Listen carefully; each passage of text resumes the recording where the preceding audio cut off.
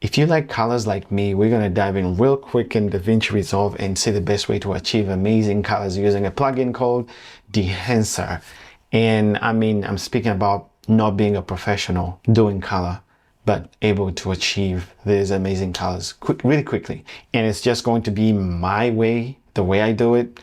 And the options have so many options available in the plugin itself, where you can get whatever crazy looks that you want for your film, for your music video, or whatever. So you want to stick around, we're going to dive in and see how it works in DaVinci Resolve.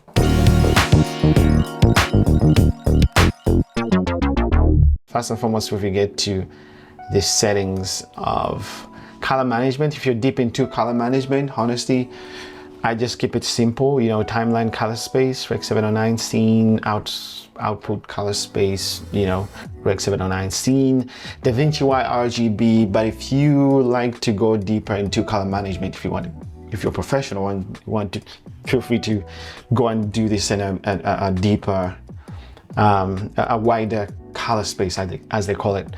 As long as, you know, specifically for this video, I'm going to be using some LUTs to it. Some LUTs to kind of speed up the process, where you have to pay attention things like the 3D lookup table interpolation, which is tetrahedral, and, you know, making broadcast safe in that sense. So yeah, for me, that's all that I keep in the color management settings. And yeah, so once we are going to try with the first clip, this was shot on a GH6 full vlog. I like to create a node tree that's not too complicated. I like to create like two more. One is just for exposure, to kind of work on the whole contrast, you know, brightness, shadows, midtones and stuff. And the other one would be for the LUT. I'm going to be working with LUTs here to make things go faster. But this node specifically, you can make it a CST, or color space transform. If you want, you could go for color space transform at that stage, but I'll use a LUT because it goes faster. And then the last one will be the one for Dehancer. Dehancer. Is it spelling S or C? Dehancer. No, it's C.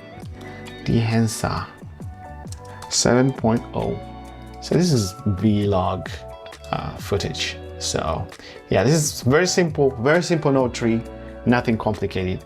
And so I'll start with the LUT itself. That would get me as quickly to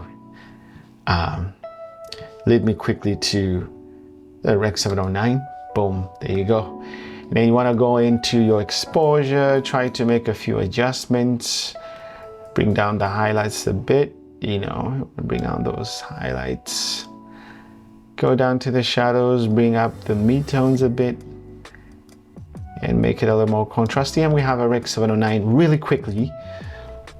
So the way this thing works, you want to go to Effects, type in Dehancer. That's assuming if you already installed it, you know. Just grab it, slap it on. So once you slap it on, everything just goes crazy. It messes up the whole Rec 709. So you want to go in and disable most of these things, like the film grain, disable the film grain, the print, disable, expand. There's so many options here that you could go for. There's so many options because it all ends up to an emulation, a film look, emulating film. In other words, if you shot digital. So you want to go and, you know, disable most of this stuff, except for probably, you know, you could disable this. This is going to be my starting point to go for a look that you really want, a look that is different from a regular digital camera.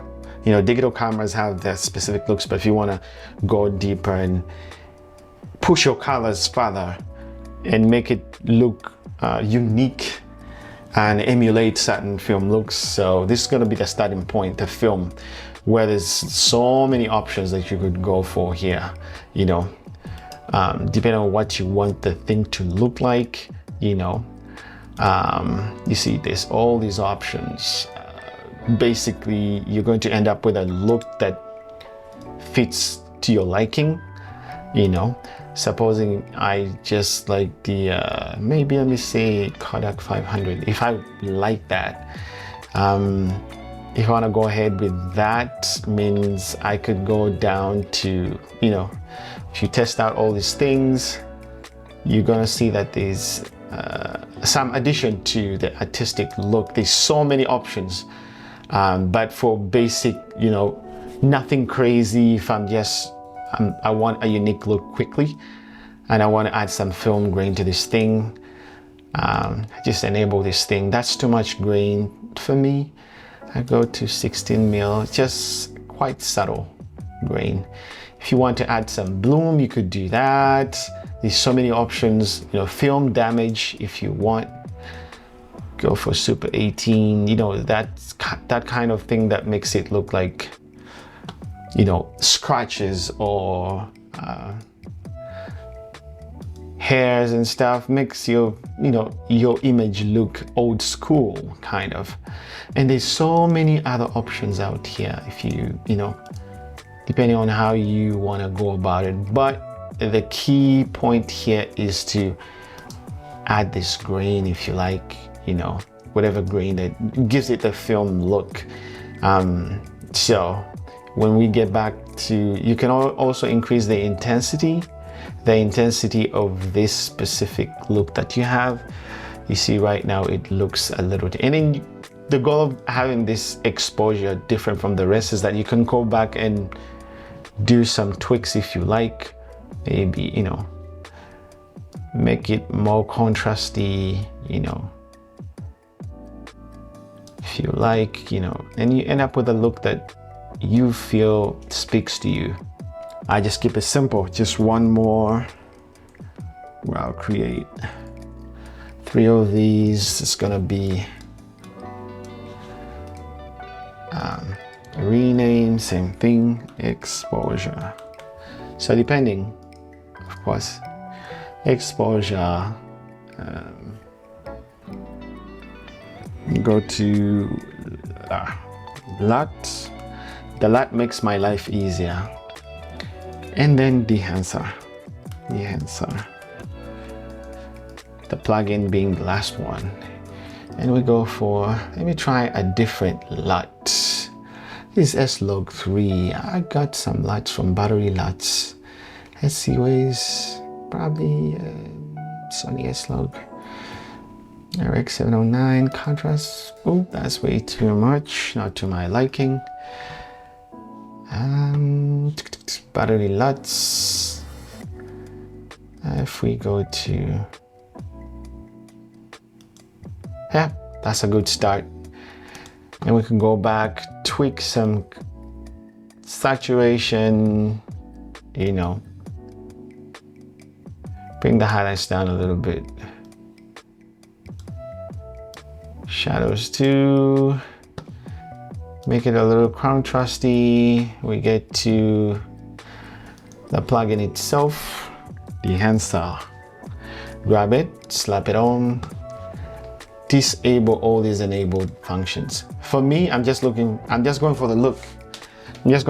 So depending on what your interest is, if you want to go hard and go deeper, put in stuff like bloom, film damage, you're more than welcome. But for me, it's just specifically the look, to tweak it to the look that you want, tweak it to the look that I want.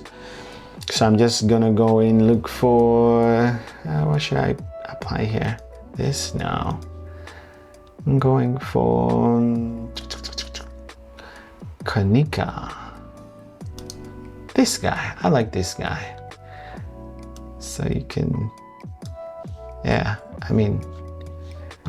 can always also just bump some of this saturation, and quickly you get to the look that you want, honestly. And get back here, add some warmth to it, you get to the look that you want really quickly with this plugin. That's why I really love it. To me, this plugin makes the process go quicker if you want to go dive in for unique looks and you're not a professional color grader. Pretty much that's it. If you found this video helpful, like it, share it with your friend.